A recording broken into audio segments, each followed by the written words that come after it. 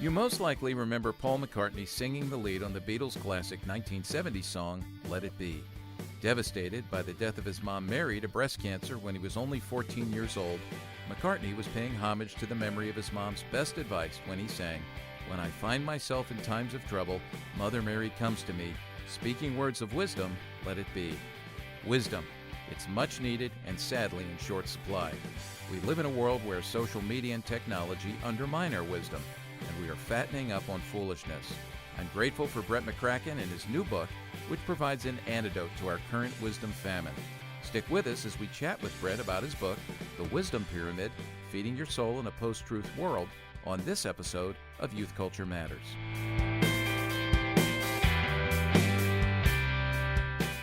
From the Center for Parent-Youth Understanding, this is Youth Culture Matters. If you're a parent, youth worker, educator, counselor, grandparent, or anyone else who cares about kids, we're glad you've joined us for this practical, informative, and hope-filled podcast. This is a place where together we talk and think Christianly about the rapidly changing world of today's children, teens, and young adults.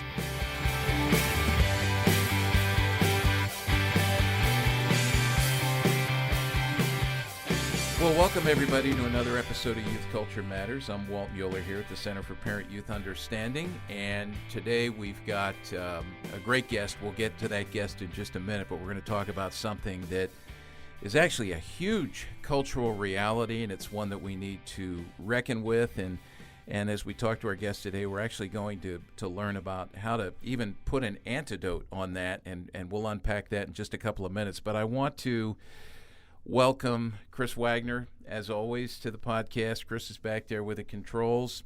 And then, welcome, Chris. Glad to be here. I need to give you a chance to say something into that mic of yours. And then we've got somebody on that we've never had on before, Brandon Fisher. Brandon, tell folks about yourself. Wow, that's a very open-ended question. Like, what do you My do? exposure, long-time listener to the CPYU podcast, that's right, first-time guest, so happy to be here. My exposure, I would have met Walt back in 2006, 2007, serving as a youth pastor in the area. Served for 8 years as youth pastor at Keystone Church. And my relationship with Walt grew to the point where he would invite me to the CPYU banquets. And so I've been an attendee for one of those.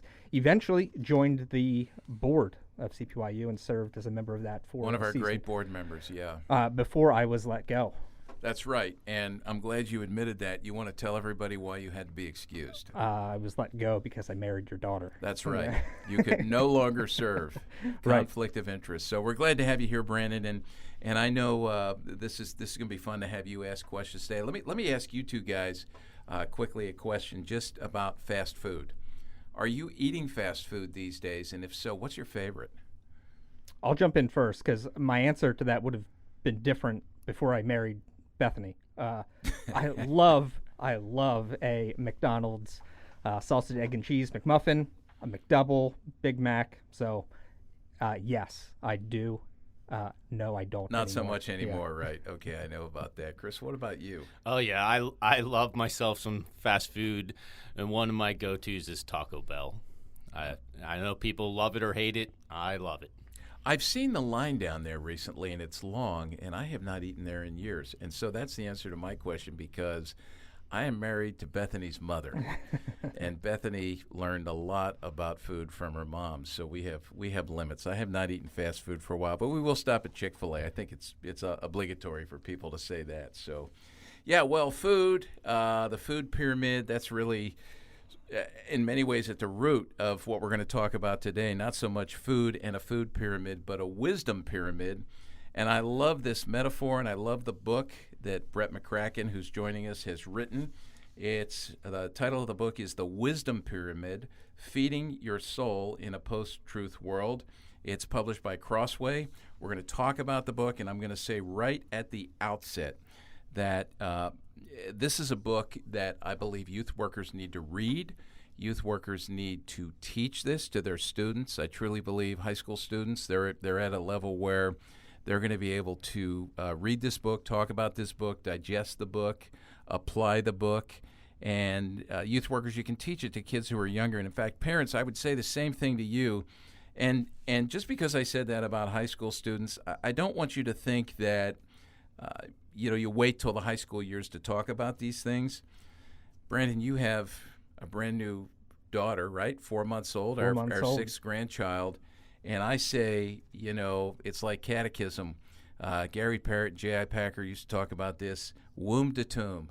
Womb to tomb, and I think these are principles that need to be taught. So, Brett McCracken, thanks for joining us, and thanks for writing this book. Yeah, thank you. Thanks for having me. Can you just tell, for folks who maybe are not familiar with you, can you just talk a little bit about what you're doing now besides writing, maybe some of the other writing projects you have been a part of, and then some of your background? Sure, yeah.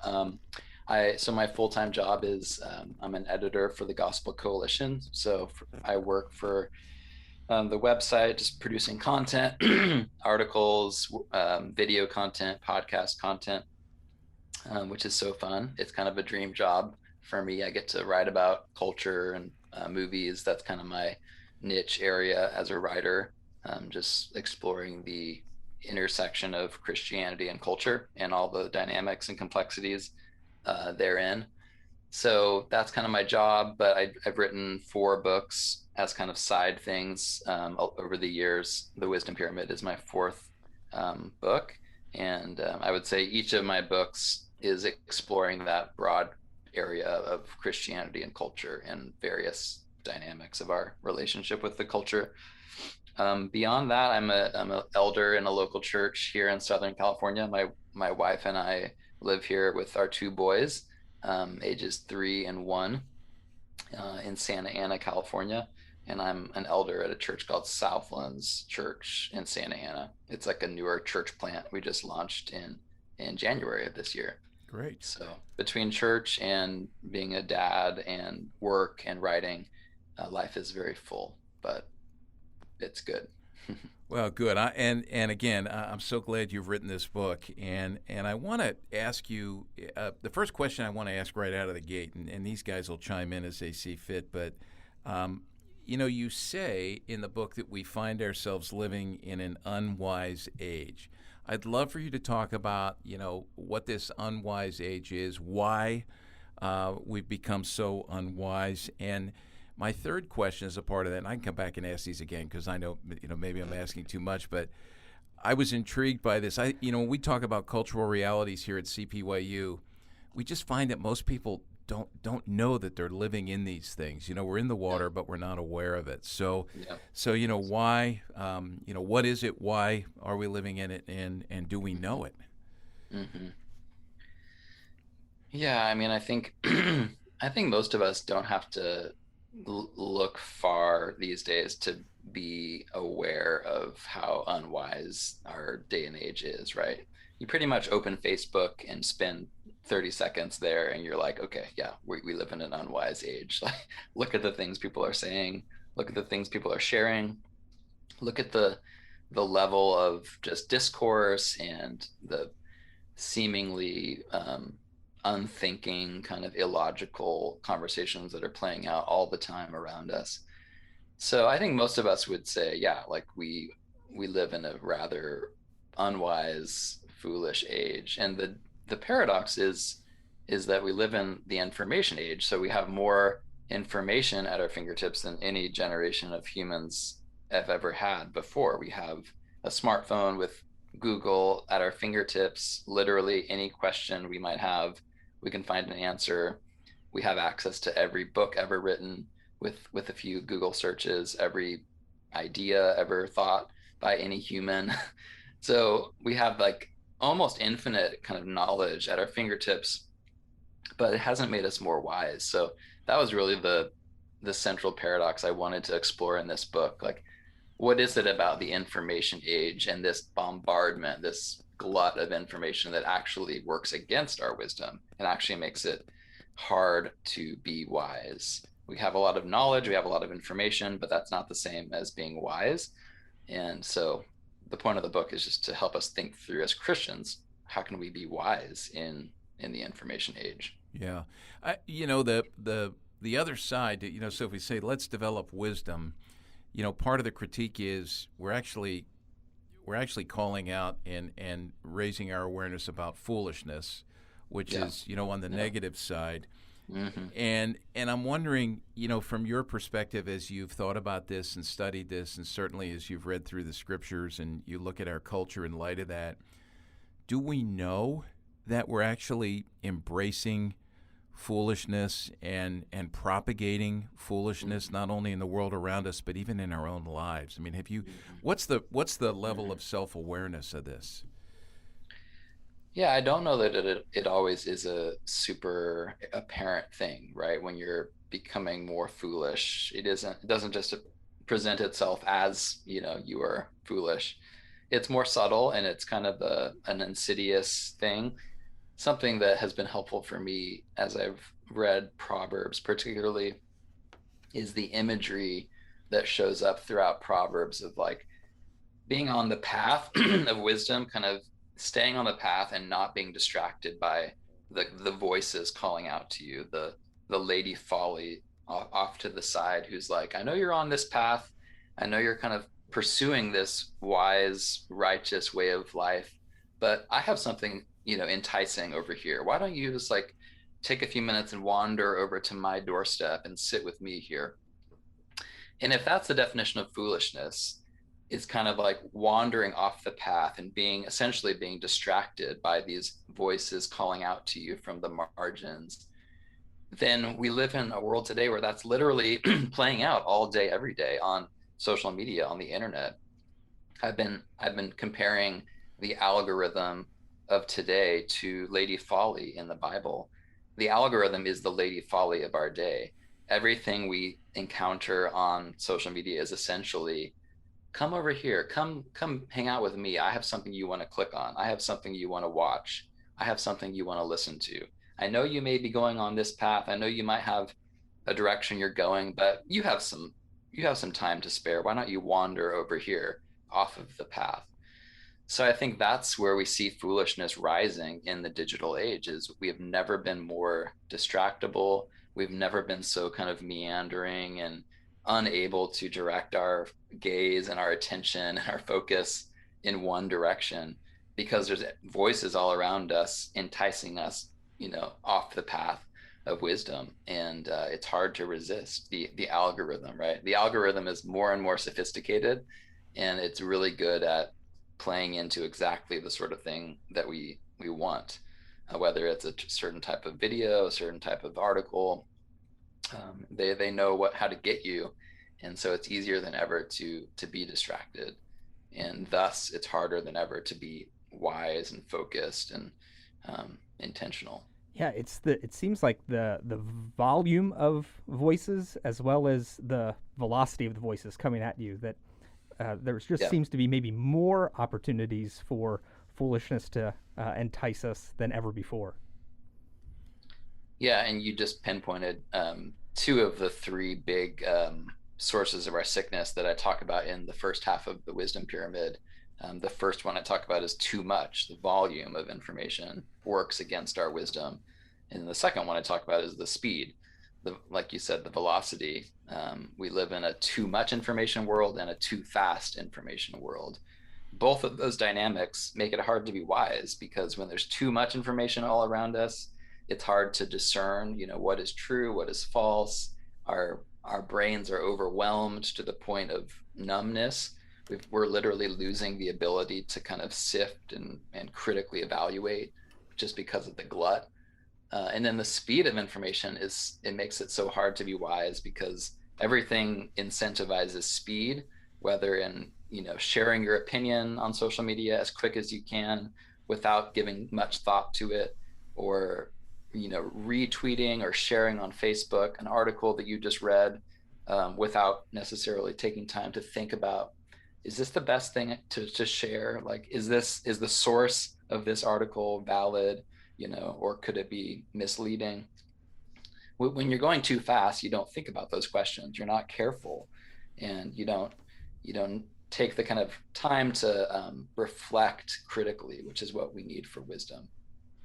What's you mentioned two of the symptoms, right? And I love that in the introduction. So helpful, great for self-examination. What was the third? Yeah, the third one is that the world of information today is too focused on individuals. So it's not only that there's too much information, it's not only that it's too fast, but it's too focused on me. And this plays into like a bigger philosophical challenge that we're up against in today's Western culture, which is a very like narcissistic kind of look within yourself orientation of wisdom. The idea in our culture today is essentially follow your heart, you know, live your truth, like look within yourself to be the compass of truth. And now the very structure of information basically just adds another layer to that. So now you can build your reality online around you and your preferences and your preferred narrative, whatever you want to believe about any issue, political issue, or any like the pandemic, whatever you want to believe about COVID-19, you can build your information environment around that preference. And you can mute any voice that disagrees with you, and you can kind of opt out. And eventually the algorithms figure that out and they start feeding you more of the same, more of what you already like. And just like that's a bad habit with physical eating, like we would all die if we only ever ate our favorite foods and we never ate anything else outside of that. That's not good for us physically, and it's not good for us spiritually either, to have this very like self-focused, I'm only gonna consume information that pleases me and suits my tastes. That's a recipe for disaster, and I think you're seeing it play out already in our society. Our society is like falling apart at the seams because no two of us are coming to these debates with the same assumptions, with the same facts even. And that's because we're living in totally different realities. You talk about an epistemological crisis, which I would guess is surrounding the nature of or erosion of truth. But I feel like you also mentioned the erosion of authority. Is the information glut contributing to the erosion of those two things? Yes. Yeah, I mean the epistemological crisis is very connected to that crisis of authority. Essentially, epistemology is a big word for like, how do you trust anything? How do you know what is true? And we were already in kind of a anti-authority world, you know, going back to, I mean, you can take it back to centuries, but especially since the 60s. So for the last like half century in Western culture, we've really been skeptical about authorities of every kind, churches, government, you know, family, parents. And what happens when authority is degraded over time is no one kind of knows what to trust or who to trust. The old kind of established voices of trustworthy truth are no longer trusted. So who do we trust? And that's why simultaneously it becomes more tempting to just default to yourself. When you can't trust anyone else, can't trust the government, can't trust the church leaders, can't trust anything, well, I guess I'll just look within myself. That becomes the most valid option. So it's kind of this perfect storm, right? There were already threads of anti-establishment, anti-authority going on. There were already threads of kind of look within yourself. That's where you find truth. And so the combination of that has led to this crisis of truth where, okay, if we can't trust the experts, if we can't trust the leaders, and really it's just about looking within ourselves, well, that sounds good. But what happens when I look within myself and come to one answer and you look within yourself and come to the opposite answer? Can they both be true? Like, I don't think so, right? Because we live in this real world together and we have to like coexist.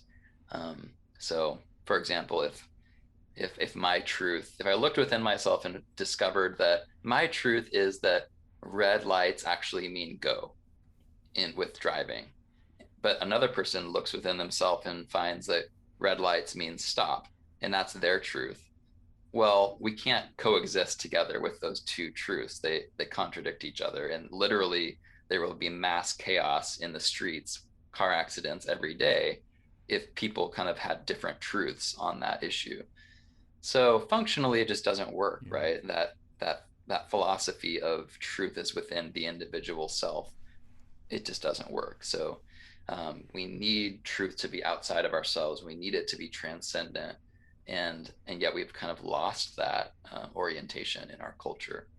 Yeah, what you just described, Brett, I mean, that's working itself out not only in our churches, with the arguments over COVID, and when you go back to talking about algorithms and feeding more of what we went and searched for, and just causing us to it's pounding the stake in further on what our truth is.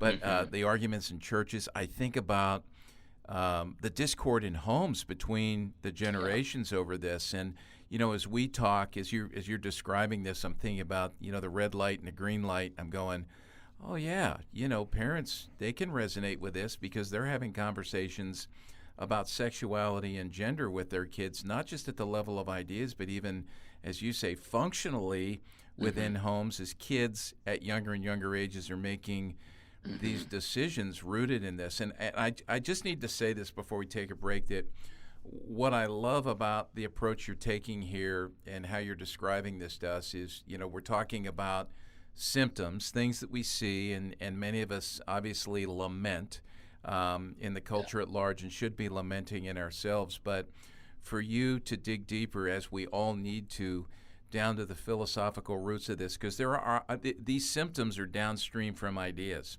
and we typically don't know what these ideas are. And I was thinking this morning as I was getting ready to chat with you just about how Charles Taylor, in A Secular Age, and a lot of what he's written about in terms of expressive individualism, and I'm working through some more of his thoughts on what he calls exclusive humanism, which is really all about, all that is, we have no room for God, right? So that the transcendent is gone, and now it leaves basically us and ultimately then me. And this is so much of what's happening. And so when we come back from the break, what I want to do is talk just a little bit about how you moved from your understanding of the food pyramid to the wisdom pyramid, which, by the way, is a very wise move on your part, and it is so helpful to all of us. And I think what you've given us is a scheme or a way of thinking about how we can start to very practically undo the very things in our lives that are undoing us corporately and individually. So when we come back, we're going to talk about that, and that's the, no pun intended, the meat and potatoes of the book is really what it is. So, and I mean that, no pun intended. It just came like meat and potatoes. That's my age. So we're going to come back and talk about that. We're talking to Brett McCracken about his new book, The Wisdom Pyramid, Feeding Your Soul in a Post-Truth World. Stick with us.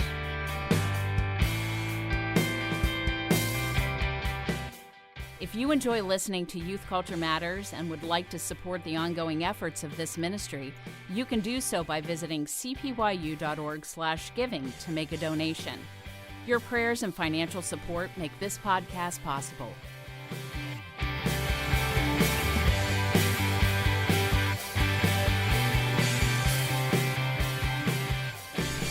Well, I want to move from more of a general conversation here about the book to something more specific as it relates to the title. And go ahead, Brandon. You've got a question for Brett on that. Brett, I think that the pyramid itself is so brilliant.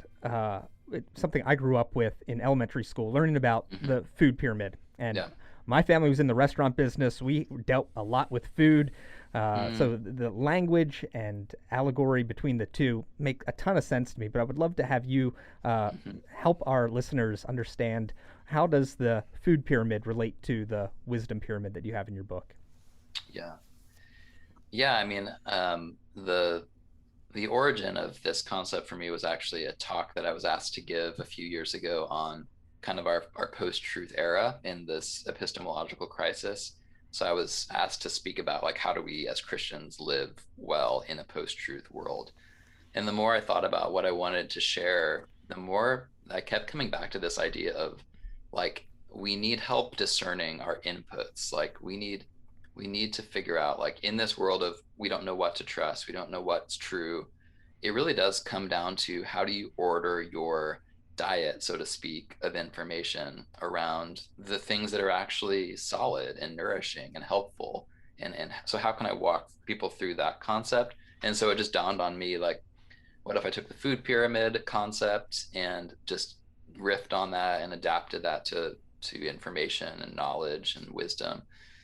So that's what I did. And I like mapped it out on my, like, a napkin or something, and sent it to a graphic designer friend to like make it look pretty for this conference presentation. And he did. So that was the beginning of the wisdom pyramid. Before it was ever a book, it was just like a visual aid for a conference. Sorry, I want to ask you about, you're talking about getting the idea, putting on a napkin. I want to know, what time of day did the idea come? Because you may give me hope here. Most of my things come at night. I'm not like a night owl, so I'm sure it was like middle of the day. Yeah. I envy you. I don't remember. But yeah, so I mean, basically the gist of it is this: like, the food pyramid, if you guys were listening, remember, it was essentially guidance for physical health. Like, in order to be physically healthy, order your physical diet of food around these more nourishing categories of food groups at the bottom. Eat more of, vegetables and bread and fruit than you do of the categories at the top of the food pyramid, which are things like, cheese and fat. At the top of the food pyramid is dessert, essentially, fats, oils, and sweets. And so I thought, what if I took that and applied that to our diet of kind of what's feeding our souls?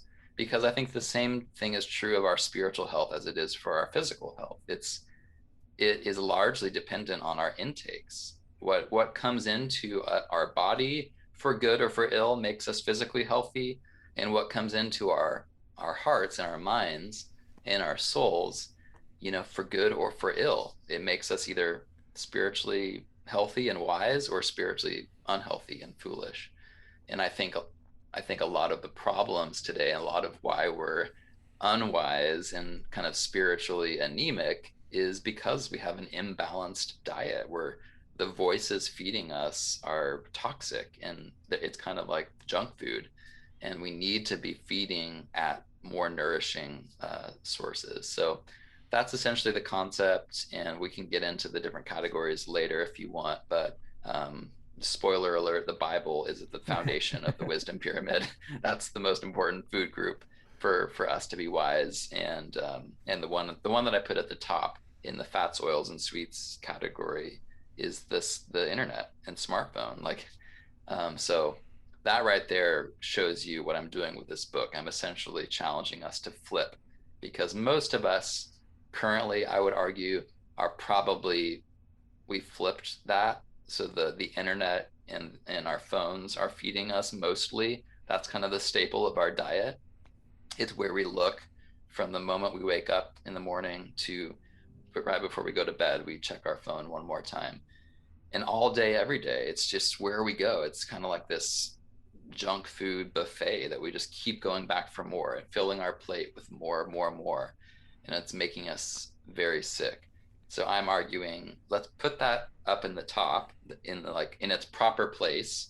Dessert, right? It's okay to eat chocolate cake every now and then, but you don't want to make it the staple of your diet. And the same is true of media, internet content. Like, we can't live without it in these days, so we have to include it in our pyramid. It has to be there, but it has to be in the right place. It can't be the staple of our diet. Brandon said to me this morning, we were talking about food, and he said, we think about the food pyramid, there's really, two times? One is when we look in the mirror, and the other is when we go to the doctor. Yes, and there's usually trouble. And, so and I'm thinking, I don't know that I've ever known anybody who philosophically says, my goal in life is to eat poorly, and just undo myself, kill myself that way. Yeah. But functionally, our behaviors don't line up with our stated beliefs. And I think with the wisdom pyramid, just as you talked about the top and the bottom there, what's at the foundation, and then what's at that little, smaller area that's the point at the top of the pyramid. I know Christian folks, it's the same thing. I don't know many who would functionally, or who would philosophically say, my calling is to be on my smartphone constantly, and to be posting on social media constantly. Right. But functionally, that's really where we land. And I think about what Brandon said about the mirror and then also the doctor. The two places would be when one, let's stop and just self-evaluate where we spend our time and break your day down into blocks of time and look at it. And I know even on our phones can tell us how much time we've been on there, and it's usually pretty eye-opening. But the other thing that would be sort of similar to the doctor would be, when we encounter troubles in life, when we encounter difficulties in life, there's not much to draw from in the well if functionally we've been up there at the top of the pyramid and not down at the bottom. So I'd love to hear you talk about from the base up, just give us some thoughts on that. I just think that would be real helpful. And I know you unpack it in the book, but just give us the, a quick I'll give overview. you the really quick overview. I can go really long, as you would imagine, going into depth on each of these, but that's what the book does. So essentially the kind of criteria in my mind as I ordered the wisdom pyramid was basically the concept that wisdom is from God. Like, essentially that is wisdom, right? It's God given, it's God created. So a life of wisdom, therefore, is a life that is oriented around the things of God. And so from the bottom up, it goes from the most proximate to God, the closest that we have to the wisdom of God in Scripture. That's literally his direct speech to us. So that's the closest we have. And then the next levels up are slightly less proximate to God, but still close to him. And then at the top, social media, it's basically robots are dictating that information. So it's very far from God most of the time. From the bottom up, it's the Bible at the bottom, God's direct word to us. The second level is the church. So my thinking here is proximity to God, right? The church is God's people. It's his presence among his people. It's his chosen kind of institution for his mission to be carried out in the world. So we become wise as we commit to a church, as we grow in a church. And a church can be a really helpful way to interpret Scripture and to kind of unpack that most foundational level of wisdom in the Bible and learn how to apply it to our lives. The third level is nature, which is sometimes surprising to people. And I get a lot of questions about, why did you put that as the third most important category of wisdom? And it's the same idea, like it's proximity to God. Nature is God's creation. He made this. This is his handiwork. There's no human mediation here. Like, this is God's literal handiwork. So when you look at nature, when you really study it, examine it, spend enough time outside without your phone distracting you to actually like look at the trees and the sky and the flowers and the animals, like there's things we can like learn about God. Even Scripture says this, right? The heavens declare the glory of God, Psalm 19. Romans 1, Paul talks about how even pagans who never hear the special revelation of the gospel, they've never heard the name of Jesus, they have no excuse to acknowledge God because of the world that he made, because of what they see and touch with their senses. So nature has a lot to give us in terms of learning about God and also leading us to worship God. It's one of the themes that I come back to throughout the book, is this idea that wisdom is not just what comes into your mind. It comes through all of our senses, and it's ultimately as much about your heart and the posture of what you love as much as it is what you know. And I think things like nature can really stir our hearts to praise the Creator for what he has made. And that's a good thing for our wisdom, to praise God. So then after nature, I have a category for books. And this is like kind of common sense, I think, for people, like become wise by reading books. But one thing I really focus on in that chapter is not necessarily the content in books, but the very format of reading a book is helpful for our wisdom, because it slows us down. It focuses our attention in a world of scattered attention where we tend to go like a mile wide and inch deep.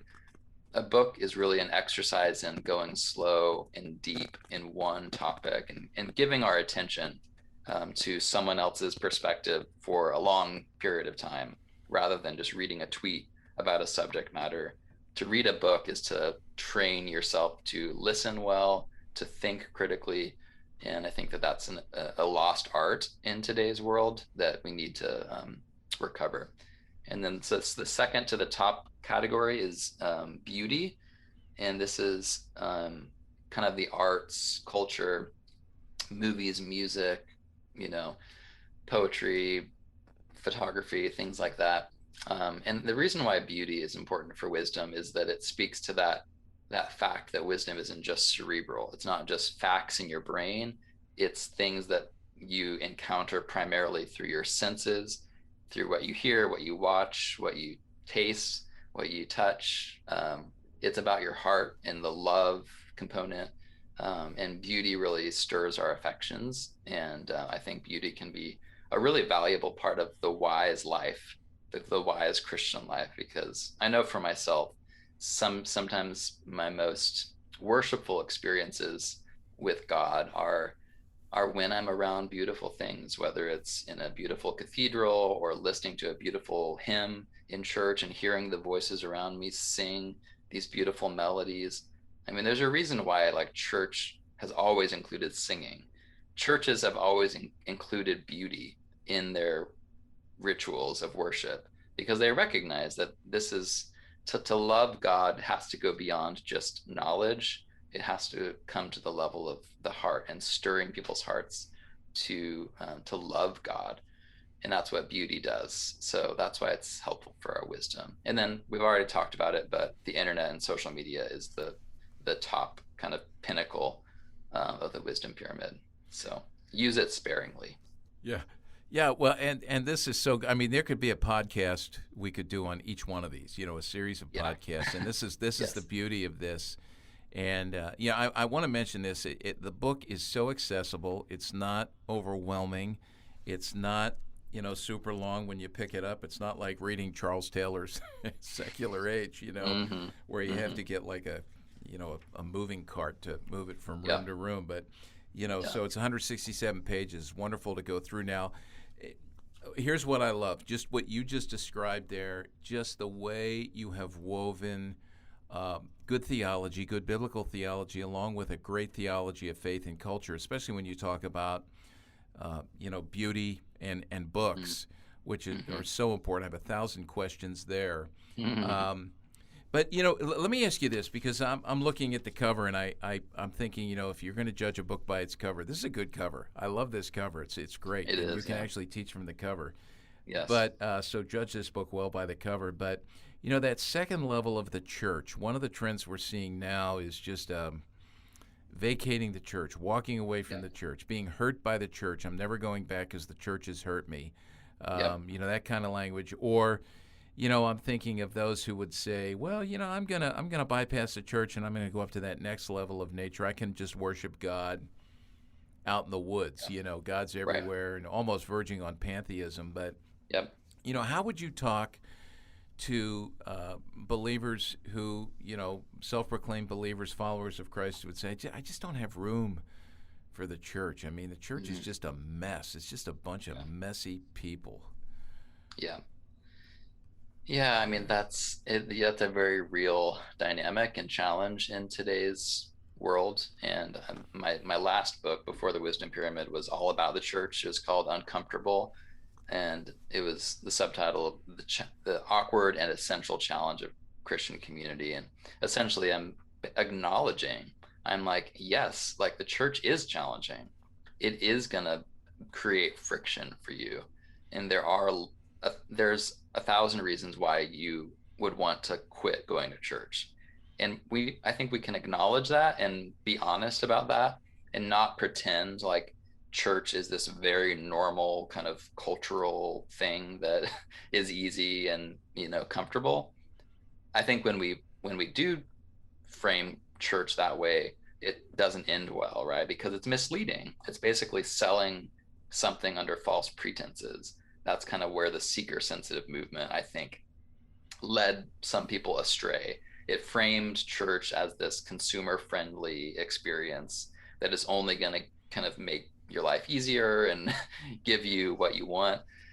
And that's just not what church is about. And so we just have to be honest with people. So that's step one, is saying like, yeah, like Jesus like founded this institution, and from the very beginning, like it was not this easy thing. It was more about pick up your cross and follow me than it was come to be served with a nice ear candy sermon and fun music and good coffee. Like that was never the idea for what church was.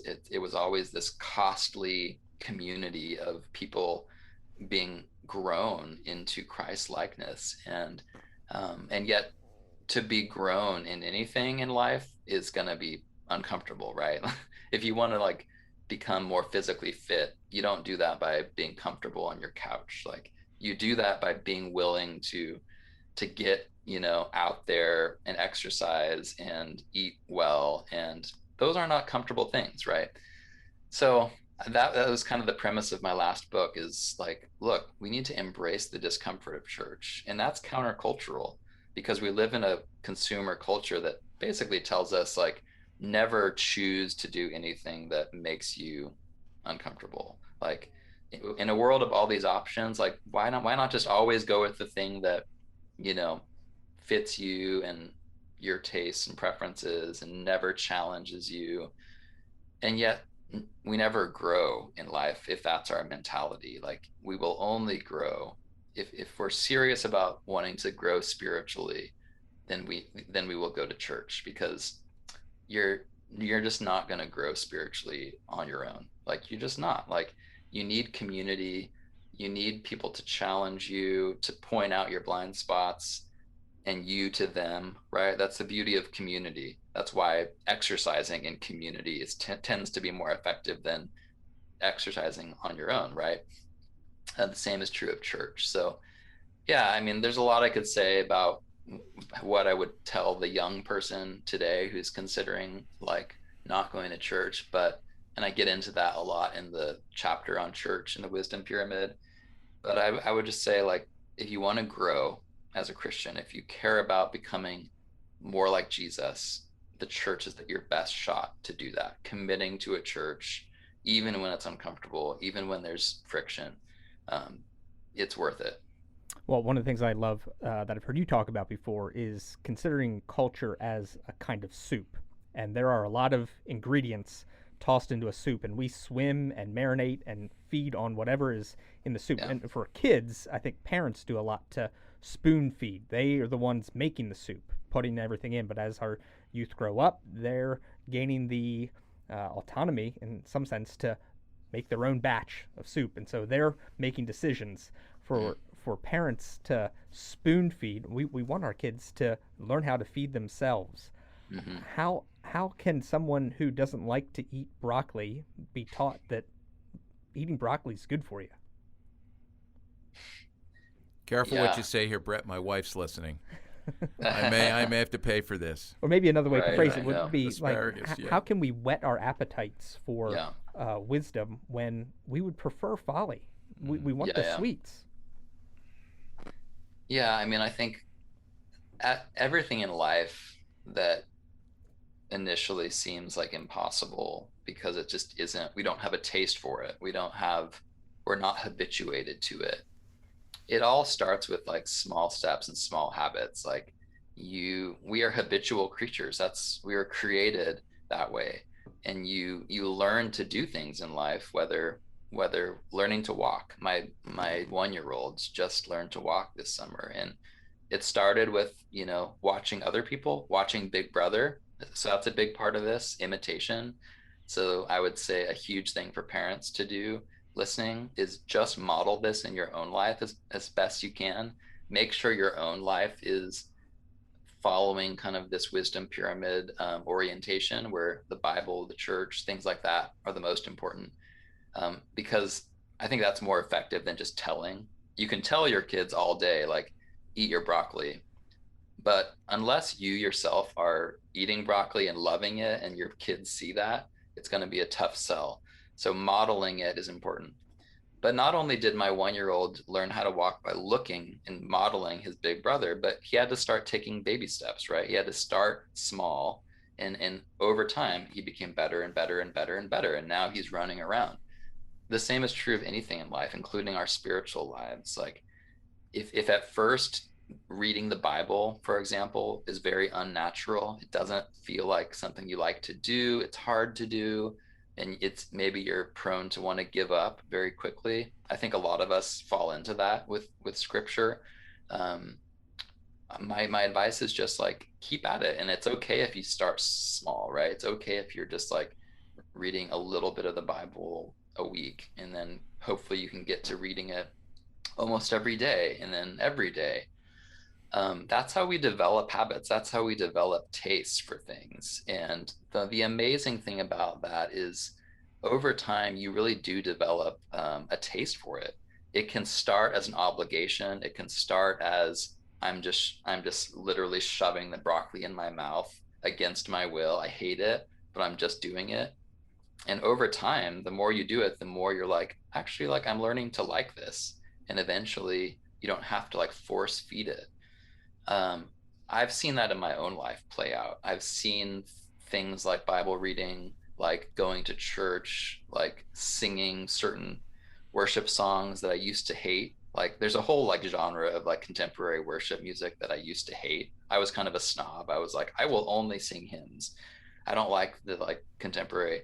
And that was just my 20 something, arrogance. But I came to a point where I was like, I'm just going to try this, and I'm just going to open my mouth and sing these words, even though I'm not loving it.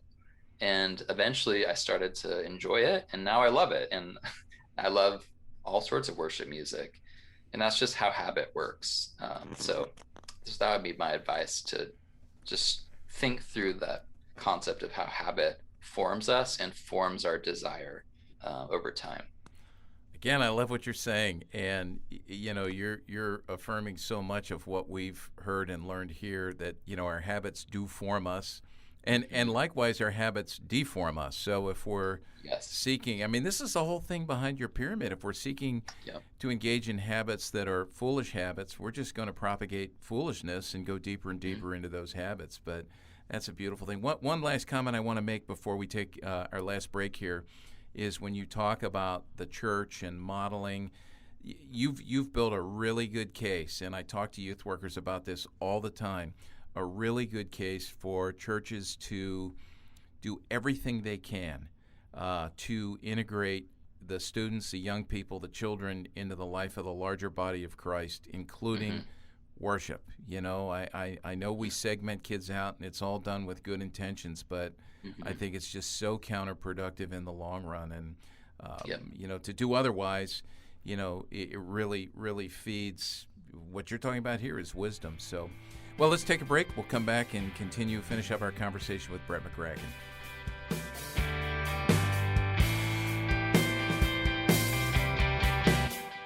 Hey, youth workers, I want to let you know about a podcast resource we've recently launched here at CPYU that's just for you.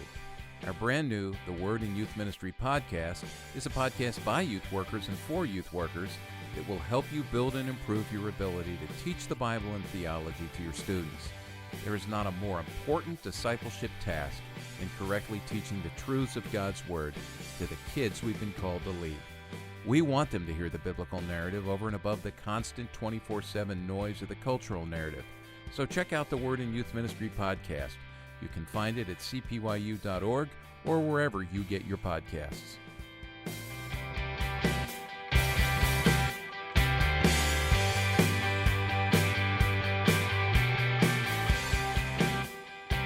As we're talking to Brett about his book, The Wisdom Pyramid, and I'm thinking about wisdom and foolishness and the need to, as we said earlier, womb to tomb catechesis. We never stop learning, and it's never too early. It's never too early to start to talk about these things with our children in the home and build them up in wisdom, God's wisdom, and the same thing in the church, in our Christian education as well. And so we're gonna talk about that, just how to begin to make that happen. I was one of the thoughts I had early on. I'm thinking about being a teenager and interacting with teenagers and young people now, and I thought, just developmentally, my own story, where I was as a teenager, I didn't need anybody or anything to feed my foolishness. I was already there pretty well just because I thought I knew everything and probably knew just about nothing. And, one of the things I hear teenagers sometimes say today that it's almost like bragging, like, man, I haven't read a book in 2 years. And you do make a good case for reading. We're readers here. And I want to ask you, and you say read widely, which we would affirm that here as well. Is there anything this is just an interesting question for me. Is there anything you've read lately that as people get to know you, they may say, man, that's kind of weird that Brett would be reading that. But in your wide reading, give us some recommendations. And man, and even maybe there's something that you would say to a teenager, okay, you're not reading, but you should read this.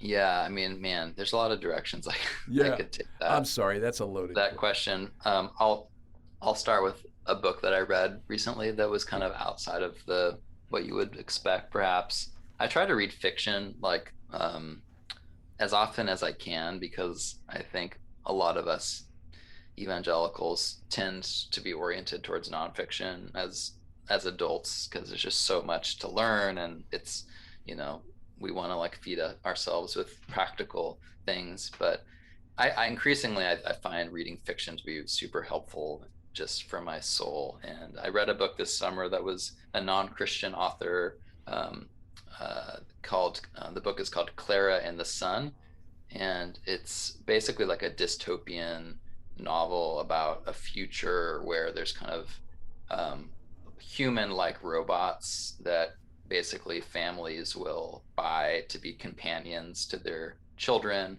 And it's just, so the story is told from the perspective of Clara, this robot girl. And so it's a really interesting novel just about what it means to be human, and this kind of future that we're entering of artificial intelligence. And it's a very live question in our culture. Just what does it mean to be human, and what distinguishes us from other beings, like robots and artificial intelligence? So that's the sort of book that I would recommend Christians read.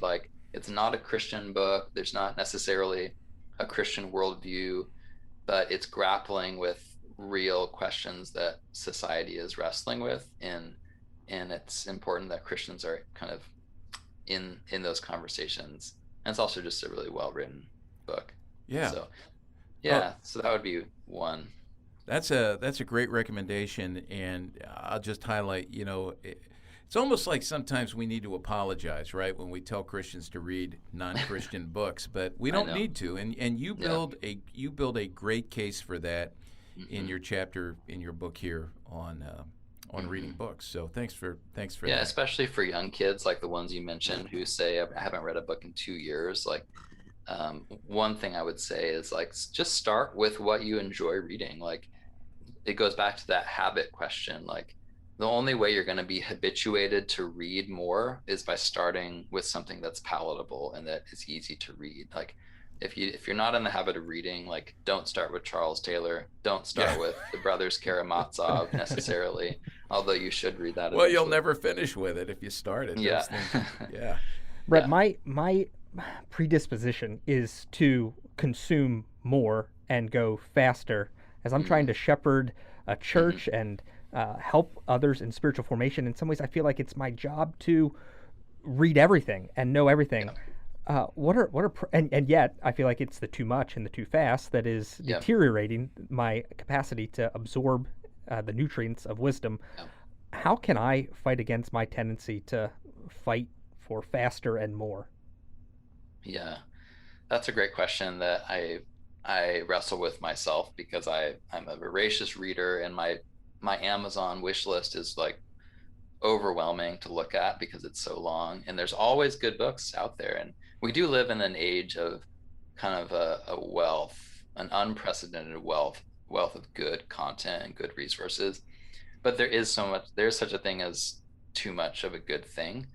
And I find myself sometimes just going too fast through quality books just to kind of check it off my list and to be able to move on to the next one. And I don't think that's healthy. So yeah, I think wisdom is actually like part of it is just releasing yourself from the burden of omnipotence. And so much of wisdom honestly is just being okay with your limitations. I am not God. I can't be omniscient. I can't be omnipotent. I can't be omnipresent. That's just not possible. But embracing those limits and realizing it's okay to miss out on a lot. Like FOMO can be an enemy to wisdom, I think, when we feel like, oh, I have to read that. I have to watch that. I have to read that article. Like you'll end up just filling every square inch of your life with more content. Everything is just more content. And even if it's all good content, like that's still a bad thing. If you eat too much broccoli, like that can actually be bad for your health. Like, so even the healthiest food, if you have kind of a binge diet of like only eating it, constantly eating it, it's not going to be good for you. Like the richest food, like, is actually bad in huge proportions. So you don't want to read like really meaty, rich books so fast and so constantly that your body never has time to really digest it. Your soul never has time to kind of process it and turn it into something of value for your wisdom. So yeah, I would just say like release yourself from the burden of having to read everything. Be okay missing out on a lot of good things. It's okay that you don't read, most of the award-winning novels that came out in 2021. Like it's okay that I'm never gonna get to the bottom of my wish list of books. That's okay. We're humans. We have limits, and we need to embrace those. Yeah, when I was in high school, I remember I would go to senior high on Sunday nights, Bible study on Wednesday mornings. There was a parachurch ministry involved with on Saturday night. There was so much opportunity for good places, but I don't feel like I ever digested everything because there was just too much good stuff. So picking something and going deep and slow with it seems to be a good antidote. Hey, Brett, just to jump off what you just said before we finish up with some practical things, guidelines for parents and youth workers. With the reading, we've talked about this a lot here, and so you're an avid reader, and you're promoting that, you're pushing us rightly towards that, but you've also done a lot of work in the area of technology, and that's what really occasioned this, our misuse of technology or overuse, let's say. Do you have any preferences or thoughts on reading on screens as opposed to reading, an actual paper book?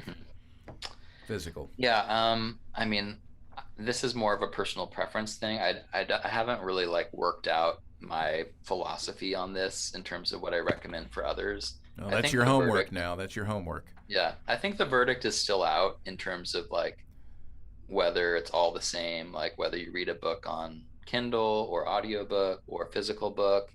Are we getting the same kind of nutrition in either format? I'm not sure.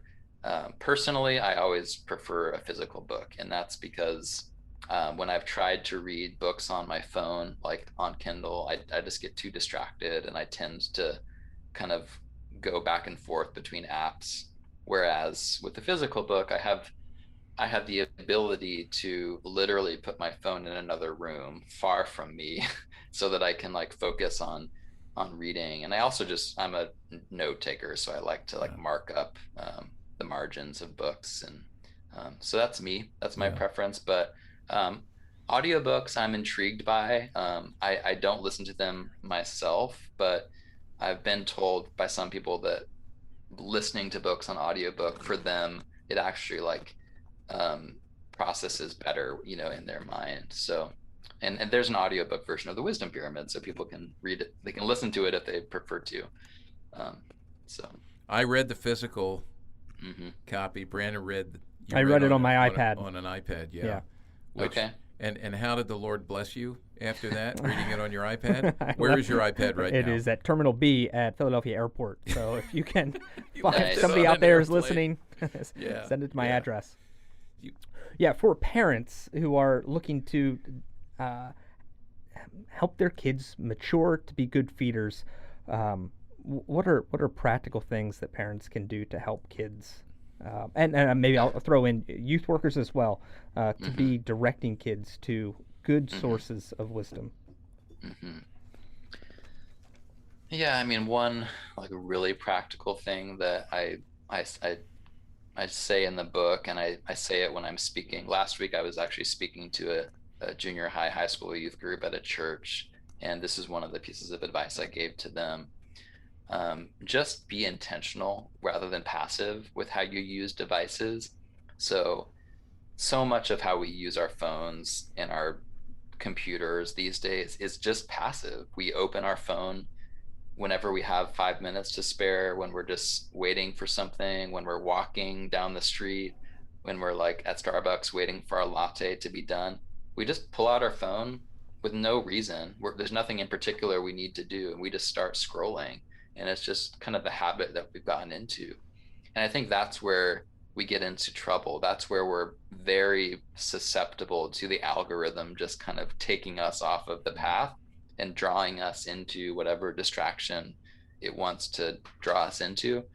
So I recommend like just resist that habit of pulling out your phone at every opportunity and just be more intentional. Like reserve your time online for a specific activity that you know you need to do, whether a particular article you want to read, a series on Netflix you've been meaning to watch, a YouTube lecture that you want to watch, and go online to do that thing and then go offline as soon as it's done, right?